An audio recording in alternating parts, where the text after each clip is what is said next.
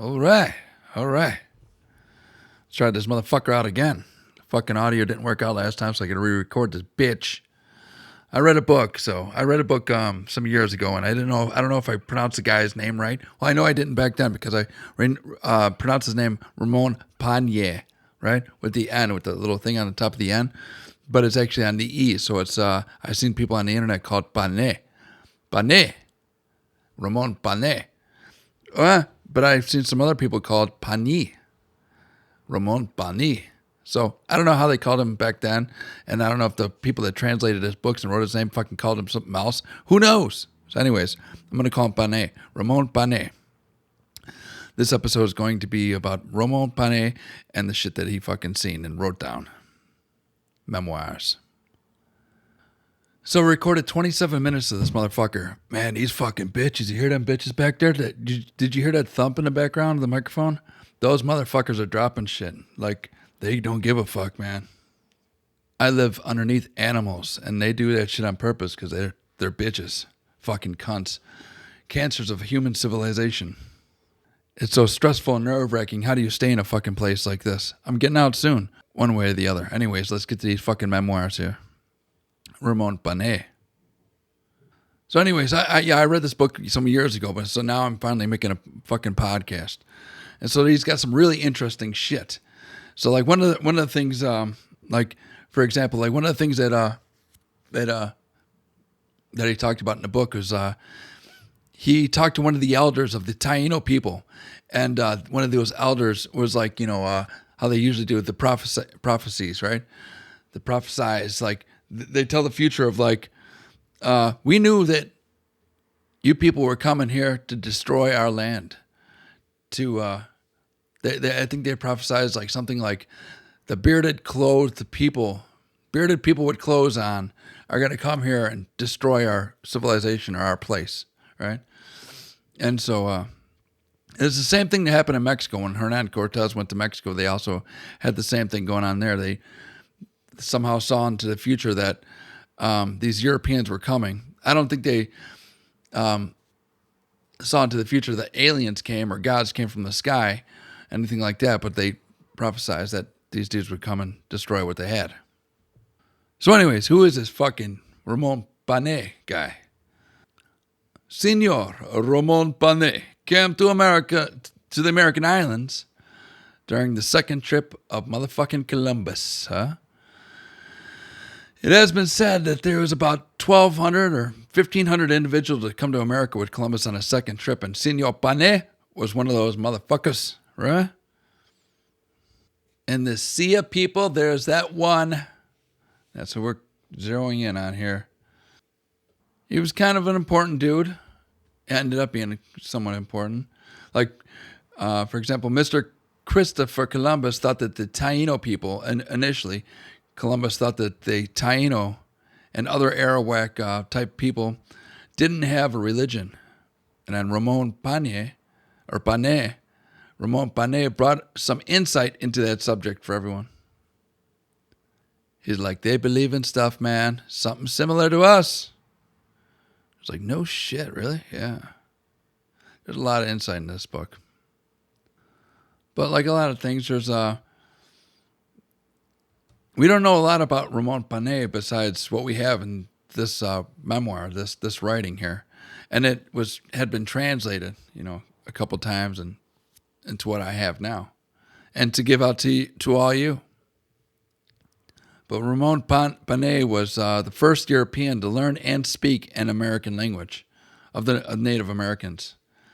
And he wrote down everything he learned about the Taíno people. Ramón was the first to write a book in the European language on the American motherfucking soil. Yeah.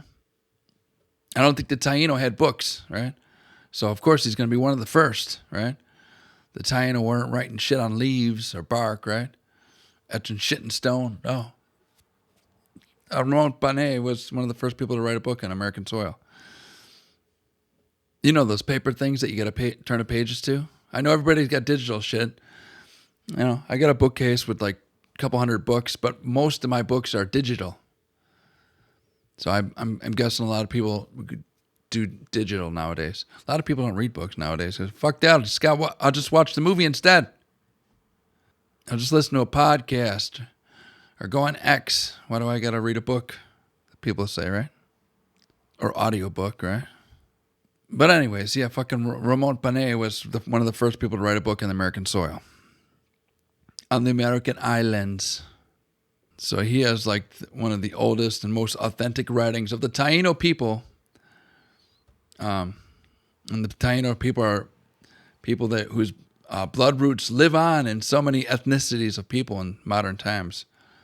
But the passed down culture was mostly lost from their traditional setting in the native households, to where we get the majority of those details from Ramón Pané's writings, because a lot of their culture was lost. Anytime there's like a fucking overcoming culture, right, taking over land, a lot of people lose their culture. You know, a lot of people in Mexico and those areas and Latin America are either speaking Portuguese or Spanish, right? There's very little of their native languages taught. But is it needed, right? I'm sure a lot of my ancestors spoke several different languages, depending on which ancestor you point to.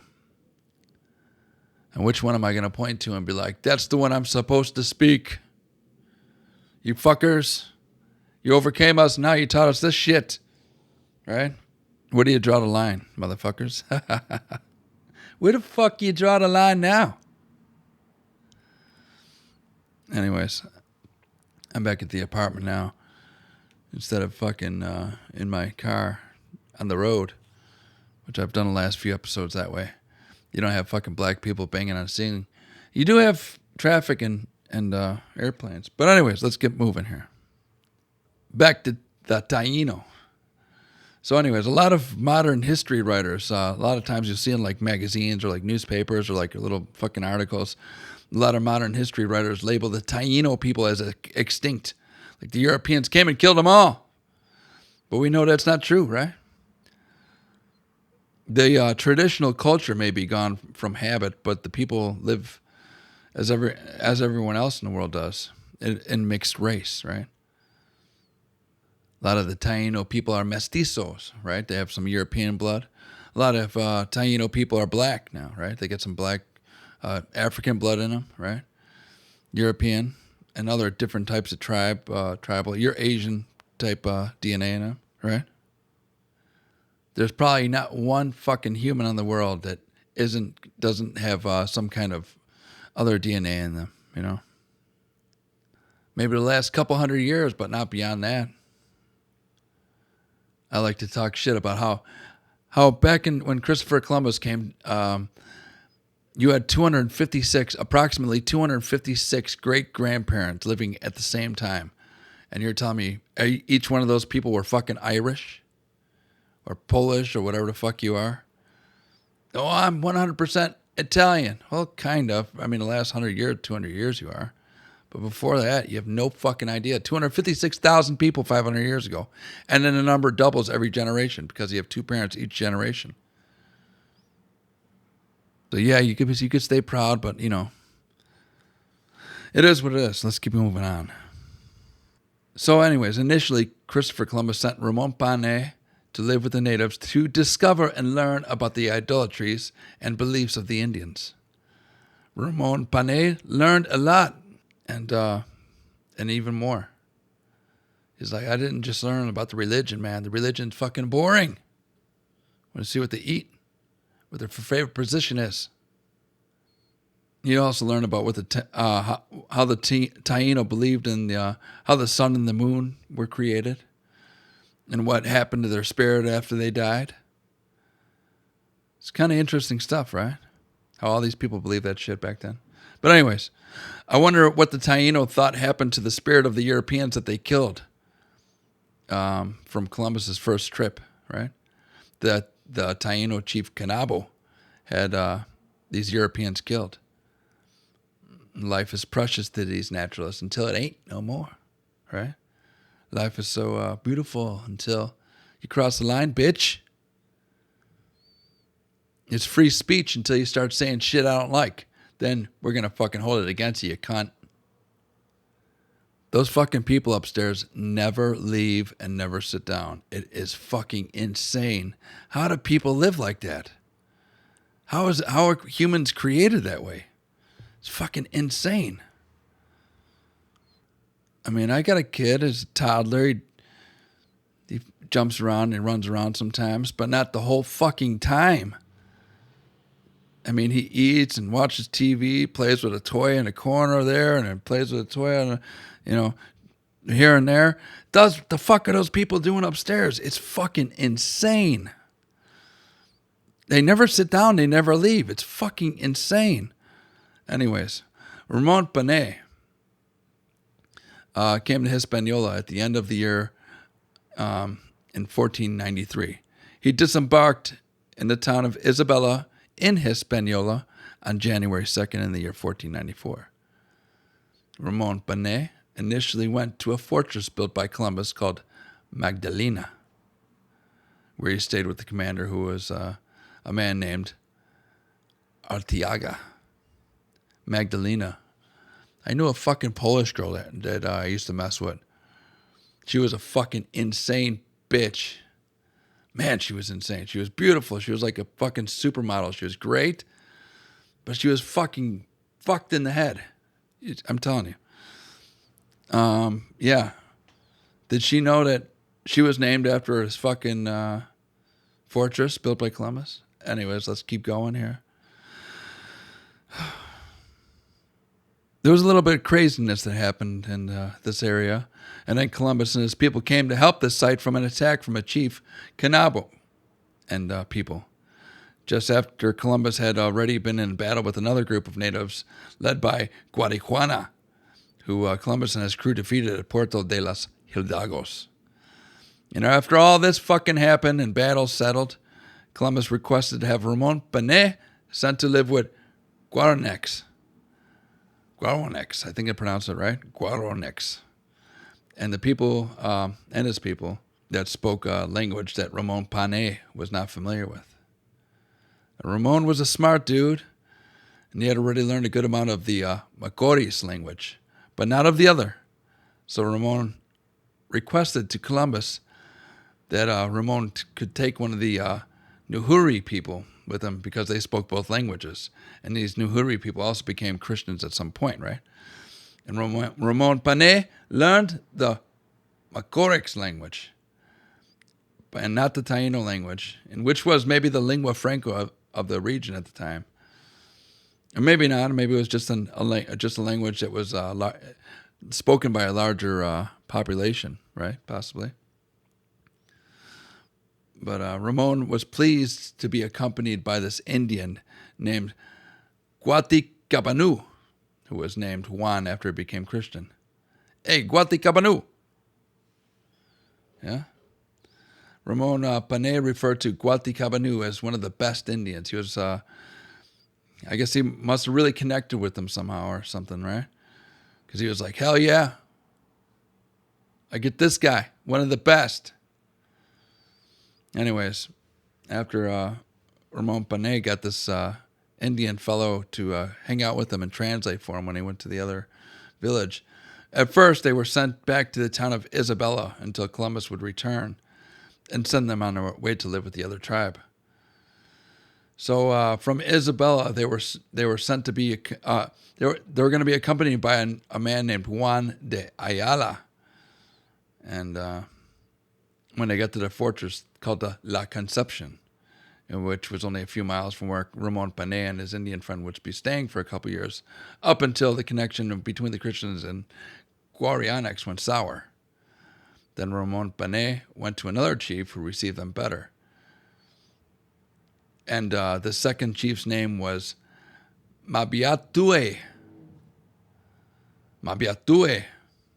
There's some fucking really interesting names, right? A lot of syllables. But anyways, let's keep moving on here. Hope I'm not boring anybody. The fucking black people are fucking banging. They must be pissed off. I don't know. Pissed off about what? I don't know. Yeah. So it's really interesting to read about this Pané dude and what he learned about and seen while living with the natives.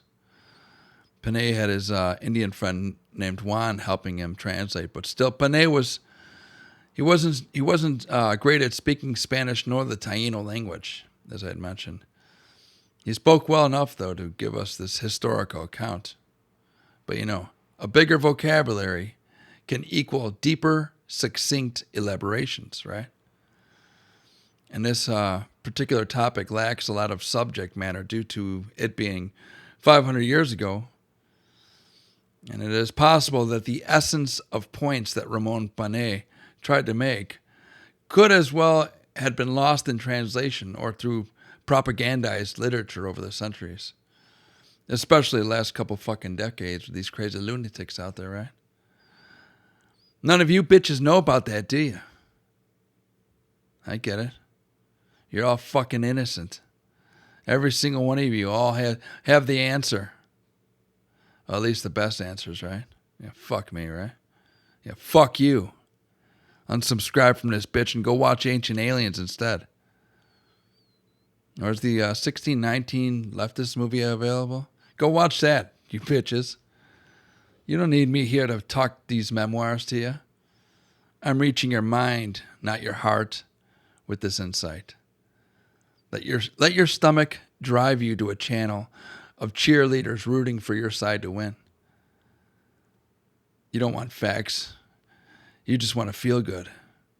And if facts don't work for you, you want to fucking change it.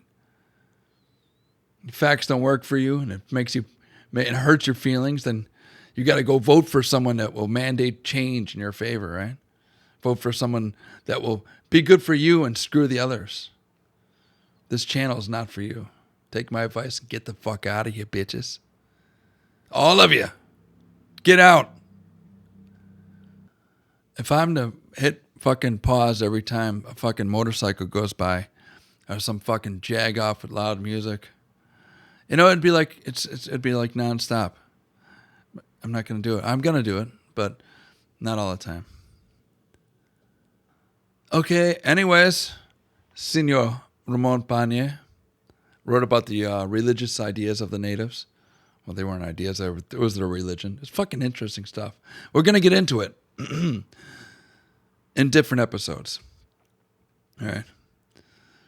You wrote about how their gods were never ending, but had a mother. There were several names of these fucking people. Interesting shit. I left the book in the car. I'd read some of the names off, which I did on the last episode, which didn't work out because of the audio. So on my next episode, the follow-up of this topic, I'll mention them. I was going to do it on this episode, but not because I left the book in the car. But there's a lot to take in from these memoirs of Ramón Pané, and we're going to break it up into episodes and put it in a YouTube playlist until YouTube kicks me out. Right? I think as long as I don't make any money on this platform, these memoirs on these episodes will stay in existence, and so be it. I'm fine with that, right? Until the fucking social giants cut out my tongue, and then I'll be a fucking mute. I won't be able to tell any history, right? You'll be stuck with Ancient Aliens and Pawn Stars. But I'm only making this content so you can go out and do your own research and fact check me. I'm not your fucking political cheerleader or your fucking spokesperson for the truth. I'm just a tool to help you achieve a higher truth on your own, bitch. Gaining insight usually leads to acceptance, empathy, and a deeper understanding, so go fucking do your homework. Don't fucking take my word for it. I'm just an asshole with a fucking microphone. And I got fucking cunts upstairs fucking dropping shit because they're fucking cunts. Fucking disrespectful, fucking inconsiderate bitches. That's right. They're the kind of people that hate this fucking channel because they're fucking bad people. They don't want the truth. They're fucking liars. The fucking dude lied to me 3 or 4 times already, and he's still inconsiderate. He's a fucking cunt. Anyways. Christopher Columbus left Hispaniola for Cuba on April 24th in the year 1490 motherfucking 4. Ramón Pané left to live with the natives at this point, at the point that Columbus on his, had a second visit to the Americas. And Columbus left his brother in charge as president, and Father Buell and Pedro Hernandez, and those guys were regents, and a couple other people were in control of Hispaniola while Columbus had left the island. But this seemed like an important time in motherfucking history when Columbus left Hispaniola for the second time. He left his people in charge again. And last time Columbus left some of his people on the island, they were motherfucking killed. And since then, there had been a few battles up until that point, and that I elaborated on in other episodes on this channel if you want to check it out. If not, fuck it. Basically, an Indian was punished by cropping and having his ear cut off, and then they were sent to Columbus to be executed, but these guys were sent free. And then right after that, there was some fucking battles going on around that same time.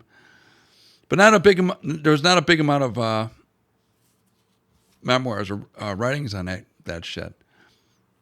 But obviously, the Europeans won those battles. I've been searching, and I'm still searching for any documentation from anyone from during this time frame, so I could fucking bring it to this channel. That's what it's all about. But I was searching everywhere for these fucking documents, because like these guys took over the politics when Columbus left, right? And so I was like, so these guys got to have some documentation. There's got to be documentation somewhere, what was going on. But fucking I can't find shit on it from this very little fucking moment of time, right? But now I have something. I found something here that might be a little bit insight into possible what was going on around that area at the time. So Ramón Pané does mention one thing about the state of the communication and connection between the Christians and the Native Americans at the time. And when Pané went to live with another chief, he had left some of his stuff behind with the last group of Native Americans. He's like, I'll come back and get this shit later, right? I don't know what he left. It wasn't specific, but he left some stuff. And the natives believed that if they buried something of value, if they buried it in the ground, that thing, it would help the vegetation, or it would replenish the earth somehow, or some fucking shit like that. And some Christians witnessed this and punished the Indians for it. But these Christians didn't understand what the natives were doing. They thought the Indians were mocking the Christians. So they punished the Indians for it. And the Taíno were in no way mocking the Christians. This is at least how Ramón Pané described it. But who knows? Either way, this led to the capture of these particular Indians, who were then burnt alive as punishment. It was a public burning. Can you believe that fucking shit? So these natives fucking took Pané's stuff, buried it for whatever ideas that they had, and fucking the Christians saw it. It could have been a fucking rosary. It could have been a fucking cross. Who knows what it was? But the fucking Europeans didn't like it. They're like, he's fucking touching our shit and put it in the ground. Fucking burn him. Man, they were fucking brutal back then. But anyways, so that's a little bit insight after Columbus had left, right? So, I don't know. I'm not saying that this kind of stuff didn't happen while Christopher Columbus was on the island. But, when you're looking at different cross-references, like, for example, when Bartolomé de las Casas suggests that the decimation and cruelty of the natives didn't happen at the scale it did until Queen Isabella died, and also that the point that Columbus was already not in control, it leads us to believe that the earlier time, it was more peaceful, right? And maybe it was. Maybe it wasn't, though, too, right? I don't know. I mean, everybody talked, and so I don't think Bartolomé de las Casas was pulling shit out of his ass, right? He wasn't just fucking talking shit. He was like, everything was peaceful up until this point. Do you think he just fucking made that shit up? A lot of the shit that we have is coming from that dude, right? And so how can we believe half of what he says, right? I guess it depends on what side of politics you sit on, who you're going to believe or what you're going to believe, right? Anyways, whatever helps, right? Anyways, at this point, Pané witnessed the craziness under the governorship and leadership of the leadership of Columbus's brother and the others while Columbus was absent. And Bartolome de las Casas suggests in his writings that if Columbus would have known what was to happen to the natives in the future, that Columbus would have done things differently, since he loved the Taíno people, or at least spoke well of them, and even got drunk with the fucking dudes, hung out with them. So maybe Columbus was all about, work and fucking business, that he was strict on law and Christianity and shit like that, but wasn't to the point where he was killing everybody, right? So maybe it was after the time of Columbus. You don't know. Bartolome de las Casas also writes about how all the terrible things that happened to the natives happened after Columbus was out of the picture. But here we have one of these incidents that happened on Hispaniola during the time of Columbus, but when Columbus was not present or even on the island. It leaves us to assume that it's not an isolated incident when they burned these Indians for burying the guy's shit, right? I mean, there was an incident just before that when they cut off the dude's ear, right? And they sent him to Columbus, a bunch of natives, right? To be executed, and Columbus let him go, right? But I mean, but before the dude got there, his fucking ear was cut off. Just imagine Columbus just hanging out, building some fucking city up, and just hanging out. And some fucking Indians show up with their ear cut off. It's like, what the fuck happened here? So there's crazy shit going on when Columbus was present. I mean, this is normal shit. How often do you see somebody come up to you with a fucking ear cut off, right? You don't. You probably never seen it, except for on TV. All right. But it's an interesting time, And it's cool that Ramón Pané brought this shit up. That these people were in office at the point in Hispaniola when Ramón Pané was there. So there has to be some kind of documentation for the specific year and place. And I'm still searching for it. And when I find it, I will let you know. Unless by that time our fucking social media giants cut my tongue out, right? Then I'll be a fucking mute and I'll hum to you, right? So I'm gonna put all these Ramón Pané episodes in a playlist on YouTube. I don't think Spotify or Patreon or fucking Rumble have a playlist that I know about. I don't sit on them sites very often. But I know YouTube does, so until I get kicked off, that's where you go for that kind of shit if you want to find something specific, right? Anyways, until then, subscribe for more of this if you want. Share this with your friends and your enemies, and they will hate you for it. Adios.